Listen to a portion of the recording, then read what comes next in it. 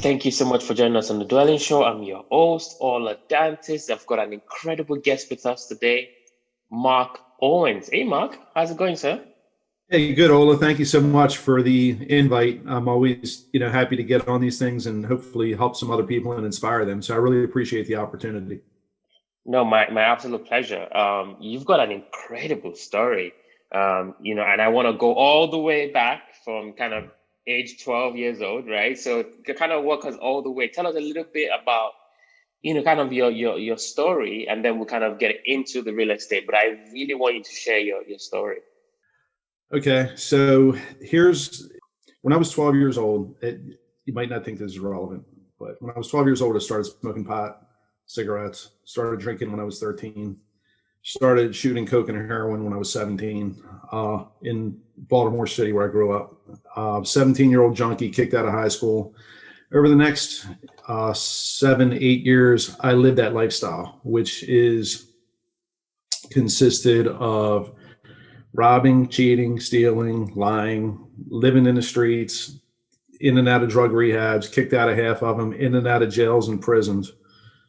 And what I discovered, and this is actually, it really is important for real estate investors, is that up until that point, I'd always been looking outside of myself for the answers. I never blamed anybody else for my problems. I mean, like, I chose to do this lifestyle. And there are consequences to that. Sometimes the consequences are years in prison.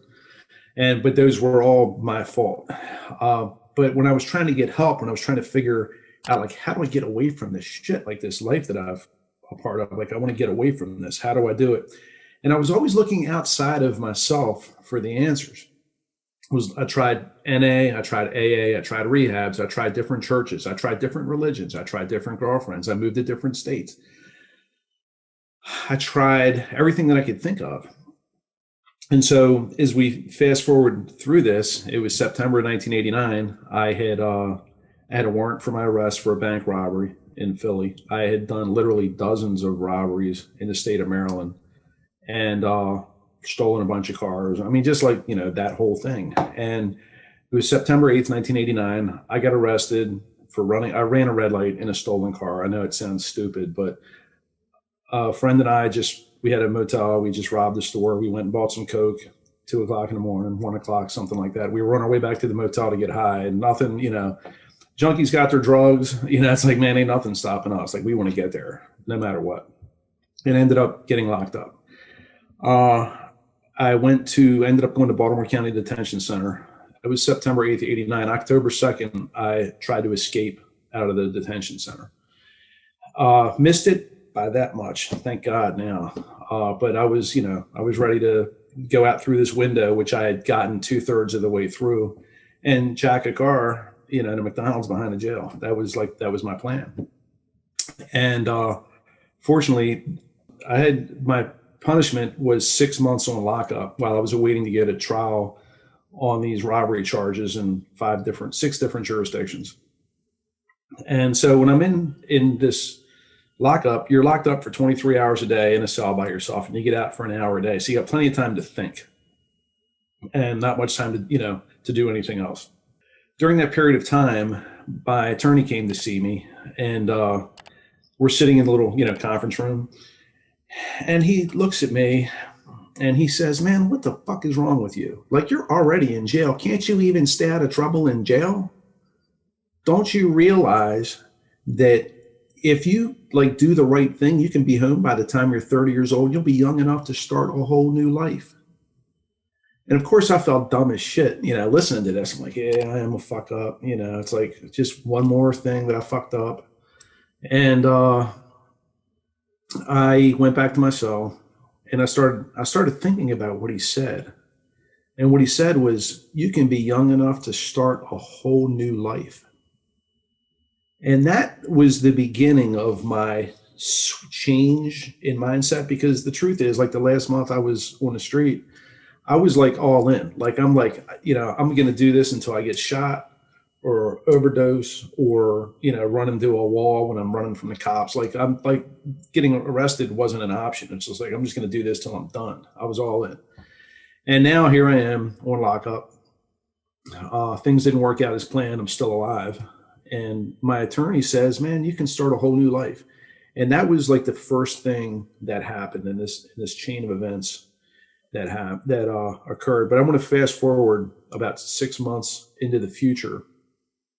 And I got out to lock up, and I'm on one of the, they call them pods. I call them tiers because that's where I spent most of my time on tiers. But I'm out on the pod, and there's a table there where we eat and play poker and all the other bullshit. And there was a book laying there called "You Can If You Think You Can." Picked the book up. I've read every Louis L'Amour book you can find in jail. I've read every Stephen King book you can find. And this thing was called "You Can If You Think You Can." And I picked it up and I looked at it.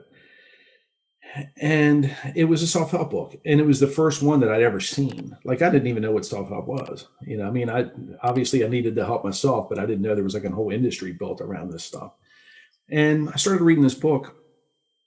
And halfway through the book, I quit smoking cigarettes. You could smoke in jail in 1990. It was April of 1990.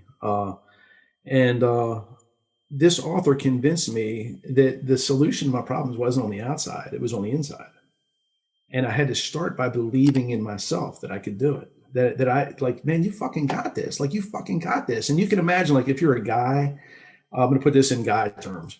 Like, if you're going to, like, go in a boxing ring with somebody, you have to go in that ring thinking, I'm going to fuck this guy up. I'm tearing his fucking head off. I don't give a shit. He's going down. You have to go in with that attitude. You still might get your ass kicked, but if you go in with the attitude like, man, this guy's going to beat me up, I hope he doesn't punch me in the face, like, you already lost. You haven't even gotten in the ring and you already lost because you have no confidence in yourself. You have to have the confidence. And this book gave me the confidence that I could change my life. I could take control of this shit. It's up here. It's not out there. It's not a church. It's not AA. It's not NA. It's not some girlfriend that's even crazier than I am. The answer is in here, believing in yourself. And this book convinced me that. And I quit smoking cigarettes. And I said, you know what? I'm going to quit to show my family and myself that I'm fucking serious. Like, I'm not playing around. And I gave a half pack of cigarettes I had to another guy, Frank Bertina, who was on the pod with me. And that was it. And during the next, I spent a total of about 4 years and 9 months locked up. Deserved every day of it. I did some bad things and I deserved that. But my mindset was, I'm not in jail. I'm not in prison. I'm in rehab. This is my rehab, and this is taking me away from that game long enough where I can get this shit together and prepare myself so when I get out, I have an amazing life. Now, my idea of an amazing life then was just being average, man. Like, if I can buy a little row house in the city and make, 45 grand a year and drive a 10-year-old Honda Civic, like, man, that's like an amazing life to me, because I was like literally like living in, bandos, abandoned houses. And, I ate Christmas dinner at a homeless shelter in Florida. I mean, I was like that. So for me, having like just being average was like an amazing life. And, so during the next, 4 years in prison, I, finished 2 years of college, got an AA degree.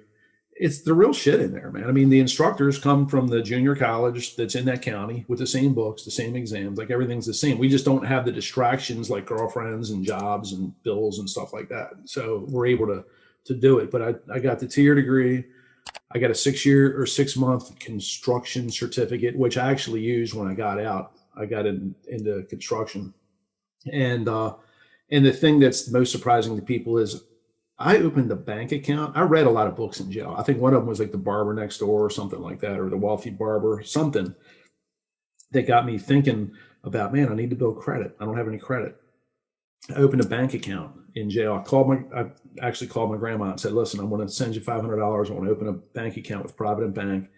I'm in jail. I can't do it. Can you help me? So she helped me put this whole process together, and I sent a money order. I was able to save up the money in jail because I lived below my means, which I'll talk about with real estate. And so I ended up opening a bank account with them. And then what I did was I got a $500 loan from the bank, a secured loan, which meant they're keeping my $500 I got in my savings account as security. And then they lent me $500, and I started making payments towards that. So every month I'd send off my little money order for like $20 or whatever.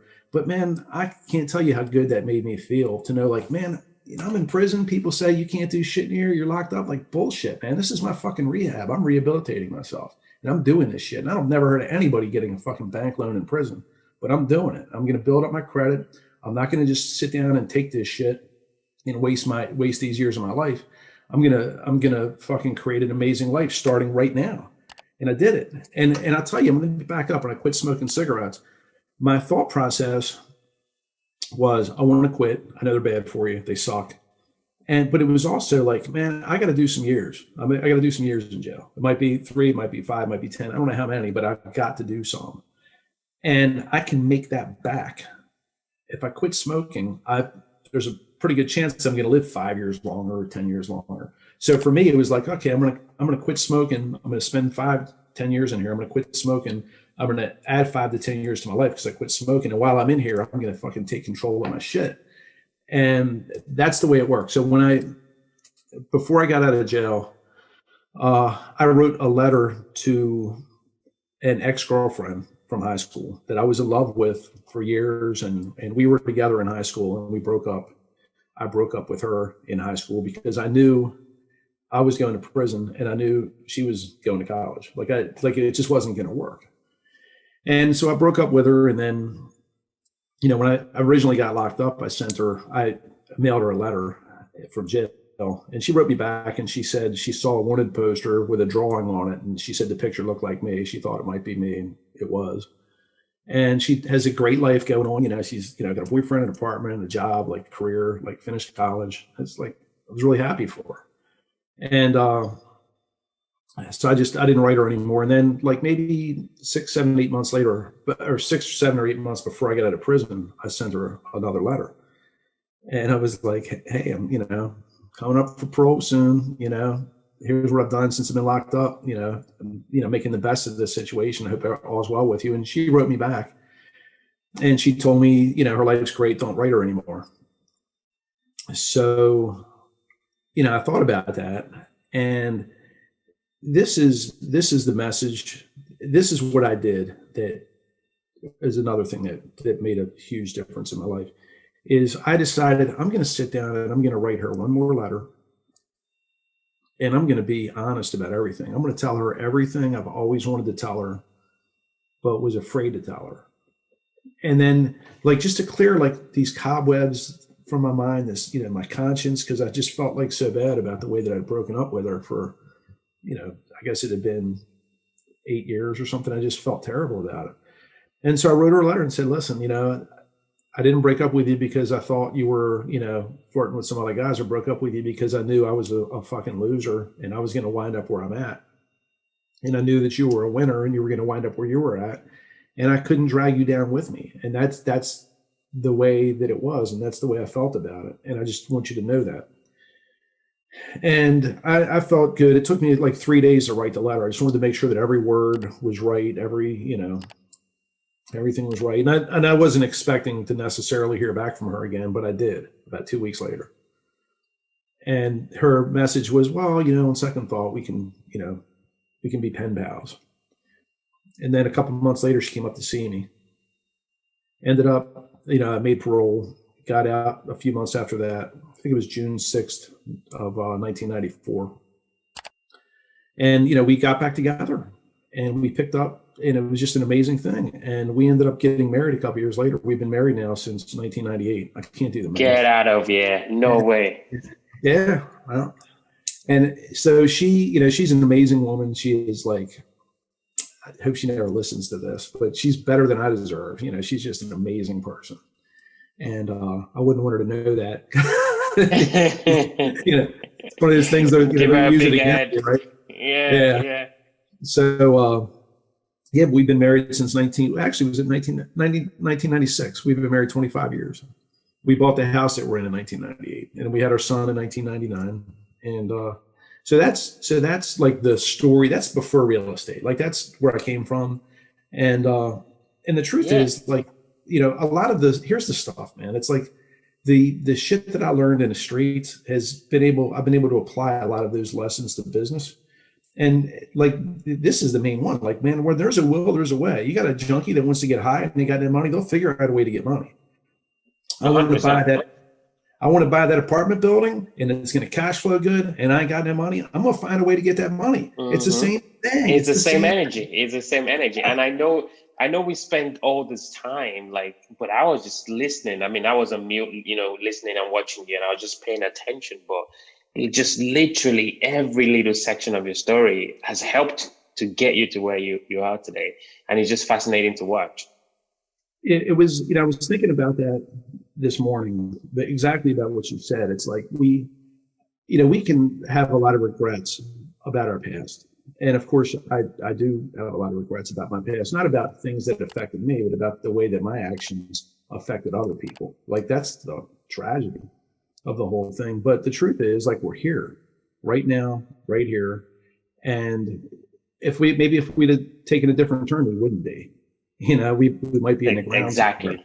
Exactly. So it's like, I'm just grateful to be here. I'm sorry about it. And so, I try to make amends like every day just by being like the most decent person that I can, and trying to add value to the world instead of take it away. I try to add value every single day. And so let me ask you, Mark. So, you got out, you found, you got back with, the woman of your dreams, things were going great. How did you kind of make that leap from there to real estate? What was your process? You said you worked construction a little bit, what was that? How did you get into real estate? Okay. I'm going to try to make this brief. So I got out of jail. Before I got out, I had a job lined up. I was in minimum security, and I drove in a truck with a state employee, and we would go to different companies to deliver furniture and stuff like that to all state office buildings. And I think they paid me $3 a day. And I got a bag lunch, was like a cheese sandwich. It was like nothing special. And one of the places we stopped was this factory that made parts for the furniture, where they dipped raw steel into these things and it came out with chrome plating on it. And one day when I was in there, this factory was in Baltimore City, and I asked the owner, I was like, look, man, I'm going to be home in a few months. I need a job. I'm a felon, but I'm looking for work. Would you be willing to hire me or consider it? And he said, yeah, come see me when you get out. I just went and saw him the day after I got out, and I got a job working at a factory making $6 an hour in 1994. So that's where I started. A few months after that, it was pretty far from my house, and I ended up getting a job doing construction, like framing houses for new construction, where I was able to take some of the skills that I learned in prison with this construction course that I took, and actually, get a job where I think I was making $7.50 an hour. So it doesn't sound like a lot of money, but it was, 25% raise from the factory, and did that. And then this is another weird thing that I did. I went back to college, and I went to UMBC, University of Maryland, Baltimore County. And my major, I already had a 2-year degree, but I wanted to continue in school, and I wanted to get a bachelor's degree in biochemistry. They had a program where if you went 5 years, you get a bachelor's degree in biochemistry and a master's degree in molecular biology, which is, I'd always been interested in science and all this stuff. So that's the major that I chose. Got a job working as a lab technician, went from doing the construction to a lab technician job while I was going to school full time. And I started to find out that there's no jobs in that. You don't make any money. And unless you have a PhD, you're never going to make anything. And I thought, well, man, this kind of sucks. And I got laid off from that job. And then I got a job at another as a lab technician somewhere else. And I saw they started laying off a bunch of people. And I was just a temp at the time. And I thought, man, this isn't good. I'm looking in the newspaper. This was, 1998, I guess. Craigslist wasn't around yet.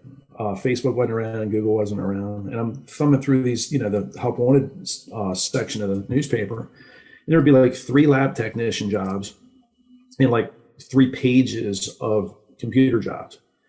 And I'm looking through them, and I'm like, it says 1 year experience, 75,000 a year. And I'm like, man, what the fuck? These people, they're not that bright. I see them here, fixing the printers and shit. They're not any smarter than I am. I'm in the wrong field. I got to get into this shit. and that's what I did. And so I talked to a friend that was in in the IT business. And he said, man, don't waste your time getting a 4-year degree in computers. You won't even have to hook up a printer when you're done. He said, you need to get certifications, industry certifications. That's where it's at. And at the time, the hottest one was what was called a MCSE, or Microsoft Certified Systems Engineer. And I started taking those classes and reading the books and taking the exams, and I got my MCSE, and I ended up leaving the lab job that I was in, where I was making $15 an hour. And I started my first IT job at $15 an hour, working on a help desk at Legg Mason. After 6 months, Legg Mason fired me. And this is like the struggles that I've had to deal with. But I don't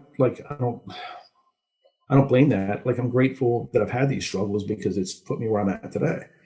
I was working as a consultant, which is just a fancy word for meaning you're a temp.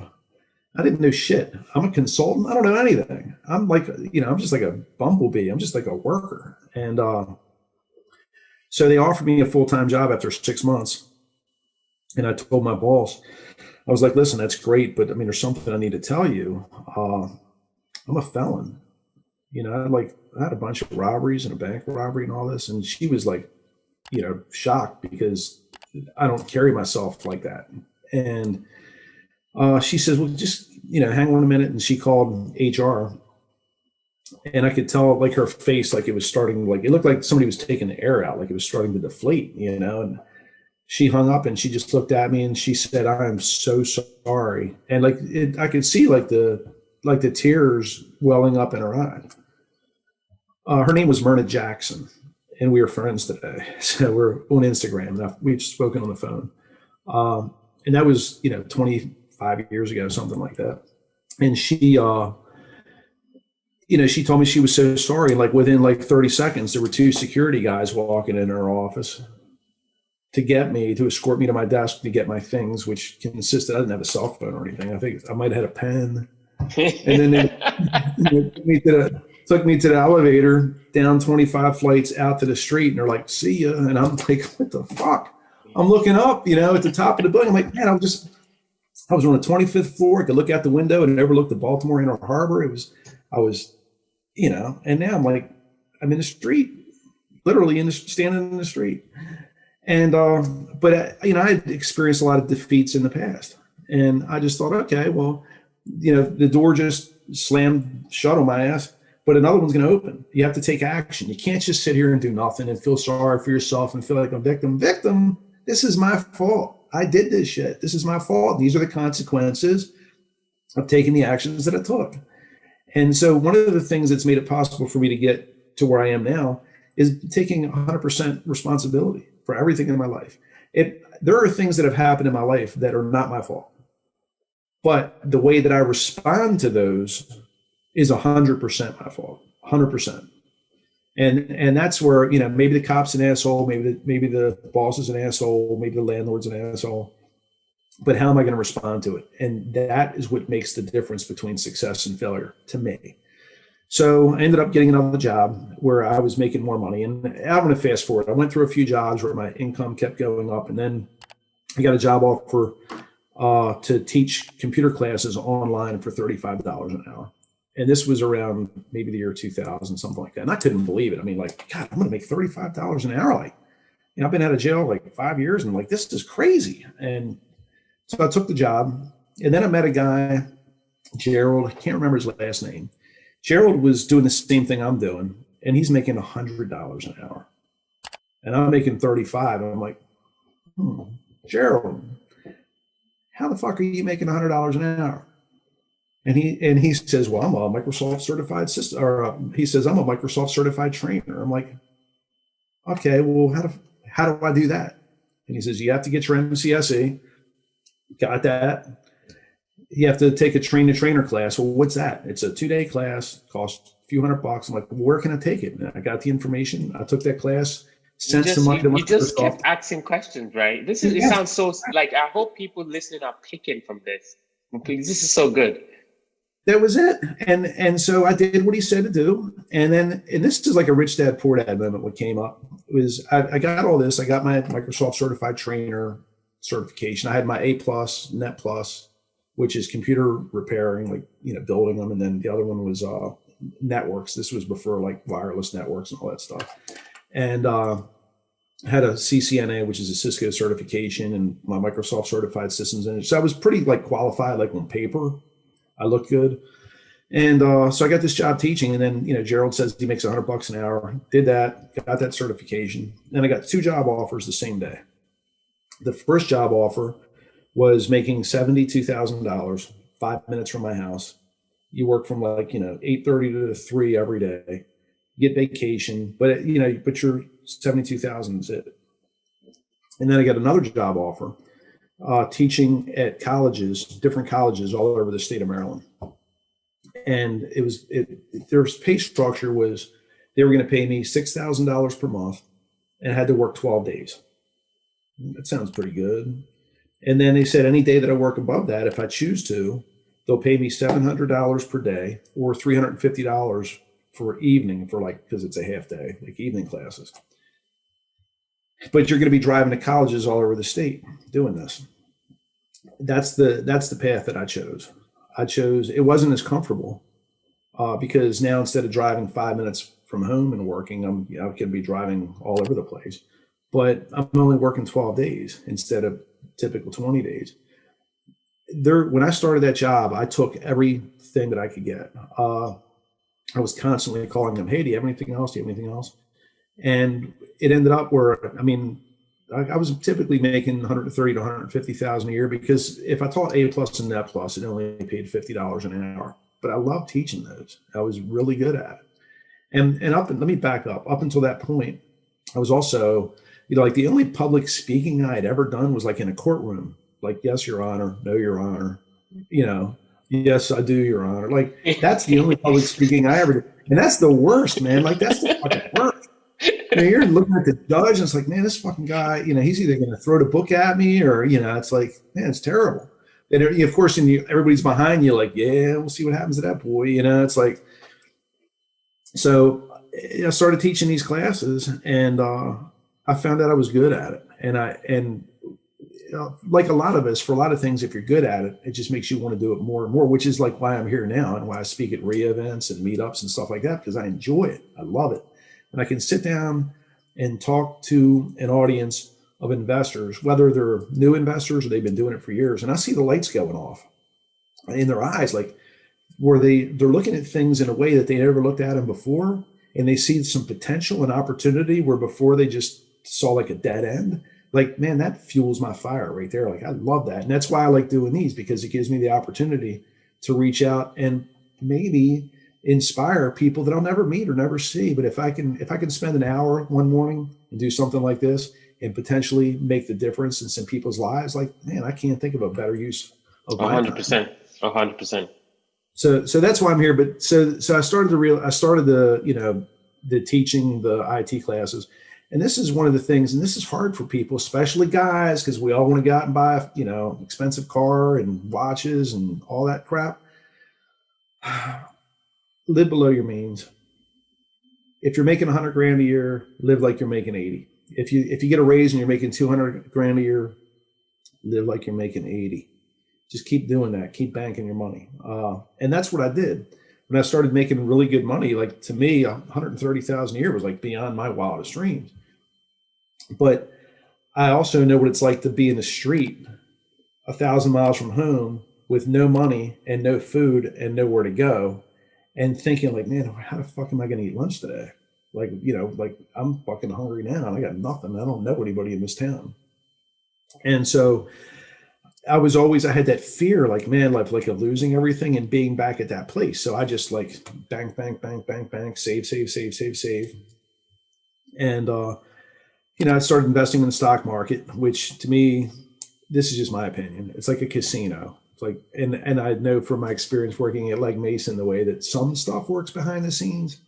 And, I made a bunch of money, and then the market took a dump with the .com crash, and I lost everything that I'd made. I still had what I invested, but I lost, all the money that I'd made with the money I invested. So I hurried up and pulled everything out. And the next question is, well, I got to invest this in something. What the hell should I do? And I thought rental properties. Maybe if I buy some rentals. And I put together a little Excel spreadsheet, and I was looking for a cash on cash return. This is me. This is the time I did it. I was looking for a 30% cash on cash return. And it took a while to find one. It took like 6 months. And I bought my first, it was actually 3 apartments and a big garage. I bought that in around end of February of 2002. So that was, I can't even do the math, 19 plus years ago. It's when I bought my first one. And over the course, now you got to think about this. Back in 2002, again, there was no Craigslist. I never heard of any meetups or RIAs. There was meetup.com. I don't even think it existed back then. There were no RIAs. I didn't know any landlords for the first couple of years. But I just kept buying and buying and buying. And back then you could put 10% down and the bank would finance the rest. So I was buying turnkey stuff. And then I started to meet people and started the network. I'm going to tell you right now, if I can give you one piece of advice for the real estate business or for any business, I'm actually starting into another business now, a speaking business. The most important things, 2 things that go hand in hand. One is your reputation. Do what you say you're going to do. You want people to be able to count on you and tell the truth. Even if people don't like it, people know if they ask me something, I'm going to tell you what I think. You might not like the answer, but you know you're not getting a line of bullshit. You're getting what I really think. So be honest, protect your reputation no matter what, even if it means leaving money on the table, even if it means letting the plumber rip you off, whatever, just walk away, maintain your reputation. And the second thing is networking. The more people that know you, the more people that you know, the more opportunities that you're going to have to do business. You know, you're going to, if somebody in Baltimore right now gets a 10-unit property that they're looking at that needs renovation and they're thinking, shit, man, I want to flip this contract. I know I can get $50K for this. Who can I call? I want to be the guy they call. I want to be the guy they call. And if 100%. people know me, and I'm fairly well known in the Baltimore area, if people know me, I'm going to be the person that they call and I get the deal. Mm-hmm. Why? Because they know me and they know that I'm going to follow through. There's no bullshit, no games. I'm going to show up at the table. Here's your assignment fee. Thanks. If you find another one, let me know. Let me know. Mm-hmm. And that's it, man. So that's the biggest key to my real estate success. And I started with, I had like 130 when I started that I'd saved up when I was doing this computer stuff. And, how do I put this? 5 years in, I was buying 10-unit buildings or higher that needed renovation. That was what I was getting into. And eventually I got up to the point where I had a little over 100 units of my own. And then I had a business partner. It's a long story because I'm really against partnerships. And we had like another 14 or 15 units together. Wow. And here's the big secret. This is the first, public time that I've really talked about this, is that I've sold 2/3 of my portfolio in the last 6 months. So it's a long-term gain or game. It's a long-term gain. It's like I was always interested in the cash flow stuff. The equity was huge. Anyway, I know we're going to be running out of time in a few minutes.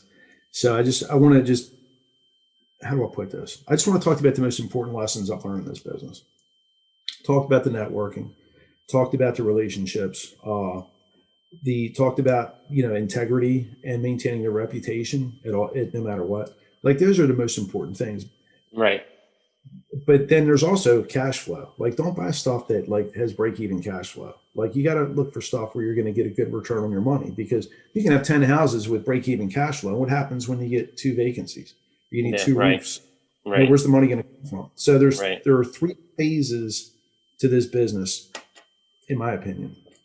The first phase is you want to get enough properties so that the business can support itself. Meaning, if you get a vacant unit, the cash flow from the other units can cover the mortgage on that and the turnover repairs. If you get 2 vacant units, your business can support itself, where you're not coming out of your own pocket with your W-2 money or your 1099 money, wherever you get your income from, where the business can support itself. Then the next phase is starting to replace your work income with rental income. Mm-hmm. So business can support itself. Now maybe I need to get 15 more properties, 20 more, whatever it is, to replace my work income. that's what I did. And I was a contractor, so I was able to just say, you know what, instead of working 5-6 days a week and 4 nights a week, I'm just going to work days. I'm not going to work nights anymore. And then I scaled back more, where I said, I'm just going to work nights, but I'm not going to work days anymore. And then I scaled back and said, I'm just going to work every other week. And I was able to phase out of my IT career as my rental portfolio increased. So those are the first 2 phases. Business supports itself. You're able to replace your work income with rental income. Then the third phase is where you can invest in things where maybe you have break-even cash flow, but you got a fuck ton of equity. Like you just, renovated a 10-unit building, you got $250,000 in equity, but it's break-even cash flow. Well, if you've already got enough coming in from these other places, then you should be good. And so what I started doing was I started buying these little city row houses where I had hard money loans, where I had lenders that were willing to amortize the loans like over 5 or 6 or 7 years at 10% interest, but they lent me the money to do the purchase and the renovation. And so I was able to get these with nothing out of pocket. They had break-even cash flow, but then in 6 or 7 years, I ended up free and clear. And so that was like the third phase for me, and that's what I started to do.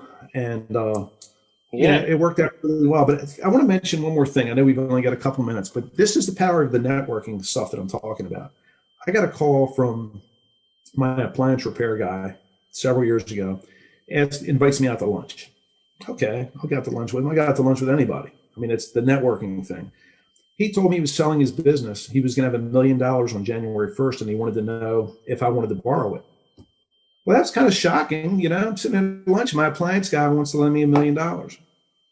And I looked at him and I said, I'm just curious, like, why'd you call me? And he says, your tenants have been your reference. He says, every time we go to any of your units to replace a refrigerator or repair a stove or something, your tenants always speak highly of you. We don't go in there and hear, man, that shit ain't worked in 6 months, and my heat ain't worked in 6 months, and the bathtub's been leaking. He never hears any complaints from my tenants. My tenants were my reference. And my tenants, most of them don't even have a job. They're on like Section 8 and stuff like that, but they spoke so highly of me that it impressed this guy so much, he wanted to take me out to lunch and offer to lend me $1 million. Wow. That's the value of doing the right thing and having a good reputation. If there's any takeaway, like, that's it right there. Yeah, and your definitely. Good about you, you're good. Well, quickly, kind of tell folks where they can find you. I'm going to wrap this up. Yeah, probably the best place is my Facebook. I have a group, Mark Owens, REI. That's probably the best place to go. I got some videos on there, and that I put on there just to help people. I'm not selling anything. I'm not doing any coaching or anything right now, but hopefully you'll find something on there that might be able to help you. Mark, you're a legend. Thank you. Appreciate your time today.